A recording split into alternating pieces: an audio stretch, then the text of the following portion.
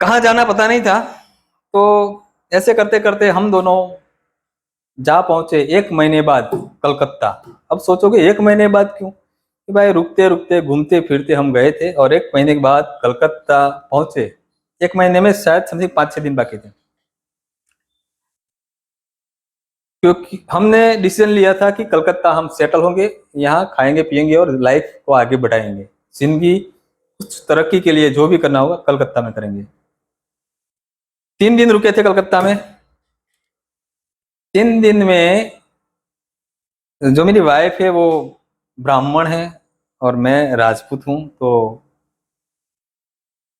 वहां पे जो भी होटल देखो, जो भी जहां भी जाओ खाने के लिए, नॉनवेज की ही होटलें थी, नॉनवेज ही मिलता था। कहीं भी वेजिटेरियन होटल हमें नहीं मिली। मुश्किल से हमने एक होटल ढूंढी वेजिटेरियन, और 3 दिन तक वहां ही खाया। फिर हितल ने कहा यहाँ रहना मुश्किल है। तो फिर वापस मैंने कहा, उनको पूछा कि तो फिर क्या करें। तो उन्होंने कहा वापस चलते हैं गुजरात। तो फिर वहां से हमने डिसीजन लिया कि वापस गुजरात चलते हैं और गुजरात में कहीं सेटल होते हैं। उससे पहले एक और बात बता दूं मुझे कि मेरे चाय पीने की आदत नहीं थी और हेतल को चाय पीने की आदत थी। तो 1 महीने तक उन्होंने मुझे बताया नहीं कि उनको चाय चाहिए, और 1 महीने तक उन्होंने चाय नहीं पी। तब बाद में मुझे पता चला कि वो उनको चाय की आदत थी, और मुश्किल से एक दिन उन्होंने बताया, तब जाके मुझे लगा यार 1 महीने तक मैंने उनको चाय नहीं पिलाई थी। तो ये थोड़ा मुझे आज भी याद है। आज भी वो कहती है कि वो 1 महीना चाय के बिना कैसे निकाला था। तो अब वापस आ जाते हैं। फिर हम सेटल होने के लिए गुजरात ट्रेन पकड़ी। अब तो महीना निकालना नहीं था, अब तो तुरंत आना था। तो गुजरात में जबलपुर एक्सप्रेस, वहां से कलकत्ता से भोपाल आए, भोपाल से फिर भोपाल से फिर जबलपुर एक्सप्रेस, आज भी ट्रेन चलती है वो। तो उसमें हम बैठे और राजकोट डेस्टिनेशन था मेरा। राजकोट में उतरने के बाद अब क्या करें, अब कहाँ जाए, कहाँ पे सेटल हो। तो पता था कि शुरुआत करने के लिए कुछ तो काम करना पड़ेगा, और शुरुआत में कहीं भी मजदूरी मिल जाए। तो जीआईडीसी की मैंने पूछताछ की तो पता चला कि जूनागढ़ में एक बड़ी जीआईडीसी है, दौलतपुरा। तो फिर जूनागढ़ आने से पहले द्वारकाधीश के दर्शन के लिए द्वारका गए। फिर 2 दिन बाद हम जूनागढ़ होटल में रुके। जूनागढ़ आने के बाद हमारे पास केवल एक ही बैग थी। एक बैग में मेरे कपड़े और हेतल का तो एक ही ड्रेस था। फिर बाद में हमने वो टूर में लिए थे कपड़े, लेकिन वो घर से एक ही ड्रेस पहन के आई थी। तो हमारे पास एक ही बैग था, कुछ नहीं था घर। चलो यार, किराए पे रखने के लिए कुछ तो चाहिए, खाने पीने के लिए, सोने के लिए, नहाने के लिए, ये सब सारी चीजें, रसोई बनाने के लिए। तो होटल में रुके। मैंने कहा हेतल को कि मैं पहले काम ढूंढने जाता हूँ। तो जीआईडीसी में गया, वहां पे काम मिला मुझे। मजदूरी का काम था, 70 रुपीज, 70 रुपये में 12 घंटे की। वो मेरी जॉब तो नहीं बोल सकते, वो मजदूरी फिक्स हुई। तो जिस जिस कॉन्ट्रैक्टर ने मुझे काम दिया, उनको उनको मैंने कहा कि मुझे किराए पे रूम चाहिए। तो क्योंकि मेरी तो कोई जान पहचान थी नहीं, और जान पहचान के बिना कोई देगा नहीं, लेकिन उसको चाहिए था मजदूर, मुझे चाहिए था रूम। काम भी तो चाहिए, दोनों मुझे मिल गए। तो उन्होंने कहा चलो मैं रखवा देता हूँ। तो उन्होंने दौलतपुरा में मुझे, नाम के साथ बताऊं, गोपाल भाई काबा भाई पटेल के वो घर में वो मुझे एक रूम किराए पे मिला, जिसका किराया था 300 रुपया। और ऑलरेडी हम हर 1 महीने से एक रूम का किराया 500 रुपये पर डे क्या देते थे, जो मुझे 300 रुपया 1 महीने का बहुत इजी लगा। यार, होटल में पर डे 500 रुपये खर्च करते हैं, इससे तो बेटर ये 300 रुपये में महीना चलेगा। तो वो किराया फिक्स किया, किराया दिया। मैंने कहा हम कल आ जाएंगे। अब प्रॉब्लम दिक्कत ये थी कि आए तो एक बैग लेके आएंगे तो कैसे सबको पता चलेगा कि ये सब भाग के आए, कहाँ से आए, कुछ ज्यादा होगी। तो अब क्या करें। तो होटल पे वापस जाके मैंने हेतल को कहा कि लिस्ट बनाओ, हमें जिंदगी की शुरुआत करने के लिए क्या क्या चीजें चाहिए। तो उन्होंने कागज पेन लिया, लिस्ट बनाई, हम दोनों मिलकर लिस्ट बनाई। लिस्ट बनाने के बाद दूसरे दिन गुजरात सौराष्ट्र में छकड़ा वो चीज होती है, वो छकड़ा वो किराए पे लिया और उनको बोला, लिस्ट बताया कि ये चीज चाहिए, जहां भी मिलता है वहां हमें ले जाना है और ये सारा सामान लेके फिर वहां दौलतपुरा जाना है। तो उस छकड़े वाले भाई ने जहां जहां दुकान थी वो पूरा सामान खरीदारी करवाई। फिर वहां से शिफ्ट हुए सीधे रूम पे। रूम पे पूरा मतलब सामान लेके गए तो किसी को ये भी ना पता चला कि बंदे, उनको सबको लगा कि नई नई शादी हुई है और आए हैं। वैसे हमारी नई नई शादी हुई थी, क्योंकि हमने, मैं बता दूं आपको, भागने के दूसरे दिन ही हमने शादी की थी। तो ये मत सोचो कि बस केवल ऐसे ही चल रहा है। उसके बाद वहां जिंदगी शुरू हुई दौलतपुरा में। दूसरे दिन तो मैं काम पे नहीं गया, लेकिन हेतल कहती थी कि चलो मैं भी आती हूँ साथ में। तो वो आई। तो जब काम पे गए तो वहां पे मेरा काम नहीं था उस दिन, लेकिन वो बोल रहा था जो कॉन्ट्रैक्टर था, वो लेडीज के लिए काम है। तो हेतल ने कहा चलो तो फिर मैं शुरू हो जाती हूँ काम पे। तो दोस्तों एक चीज मैं ये भी बता दूं, अगर उन्होंने और मैंने जो डिसीजन लिया था, तो सबसे मैं मुझसे पहले पैसे उन्होंने कमाए थे, 50 रुपए की नोट। बहुत सालों तक वो हमारे पास थी, लेकिन पता नहीं अब कहाँ है वो 50 की नोट। फिर काम शुरू किया दौलतपुरा में। 2-3 महीने काम करने के, मजदूरी काम किया, मजदूरी करने के बाद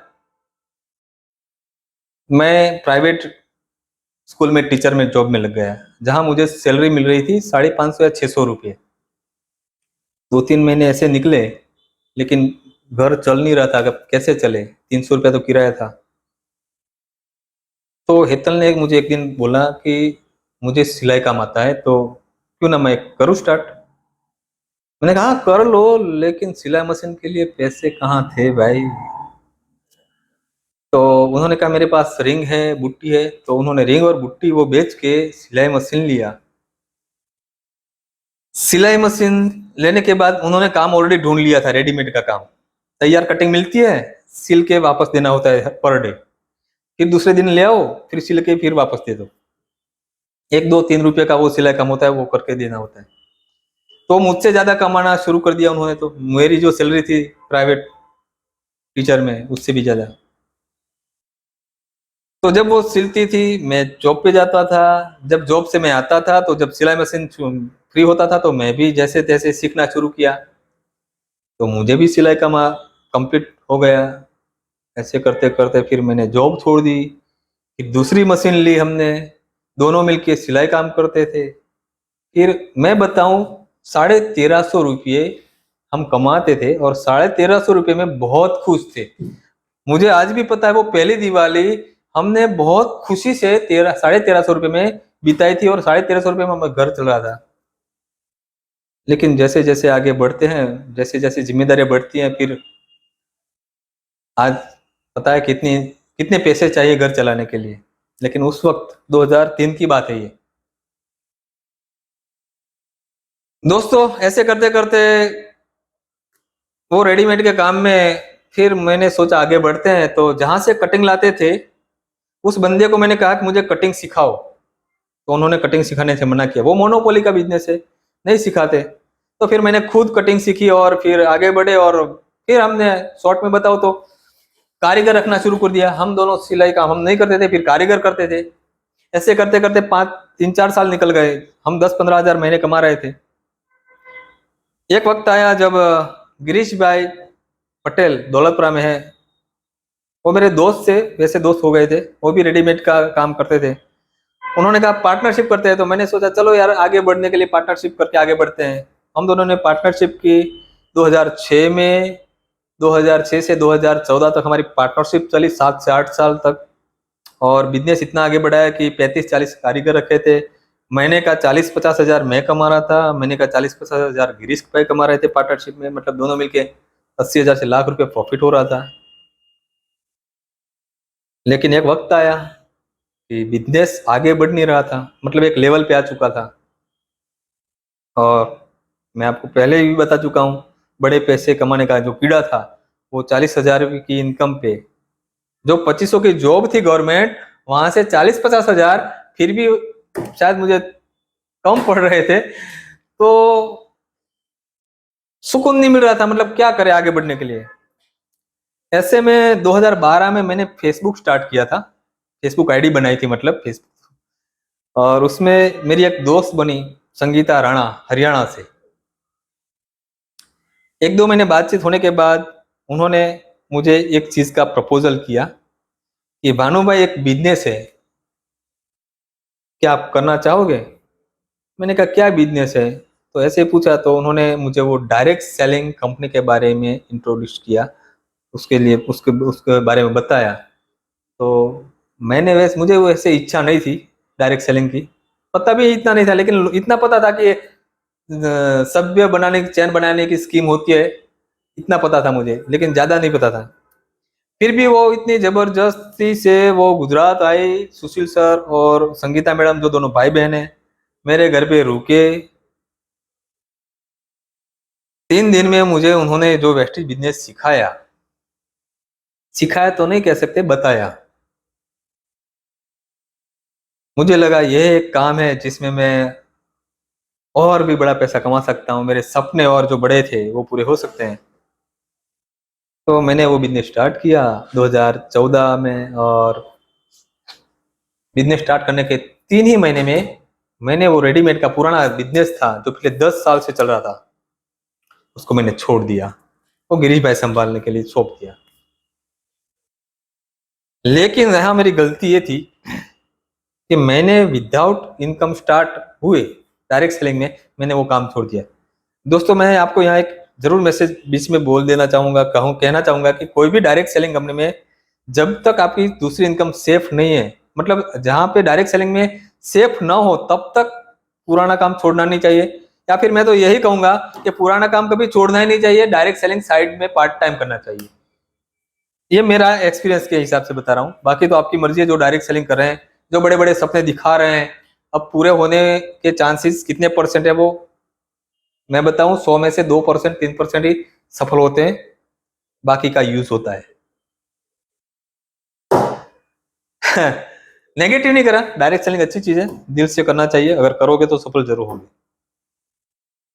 ऐसे करते करते डायरेक्ट सेलिंग में मेरा पहला चेक 108 रुपया, फिर 200, फिर 500, ऐसे कैसे करते करते करते 5,000 क्रॉस किया मैंने। 1 साल लगा। जो बंदा 50,000 कमा रहा था, वो महीने के 5,000 कमाने में 1 साल लग गया। बहुत मुश्किल आई, मतलब गवर्नमेंट टीचर से जीरो, रेडीमेड में 40-50 हजार से भी जीरो, वेस्ट स्टार्ट किया जीरो से। लेकिन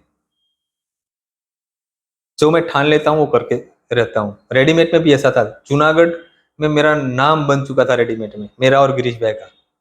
उस वक्त जब मुझे कटिंग भी नहीं आता था, बहुत सारे लोगों को कटिंग के लिए पूछा, सीखने के लिए मना कर दिया था।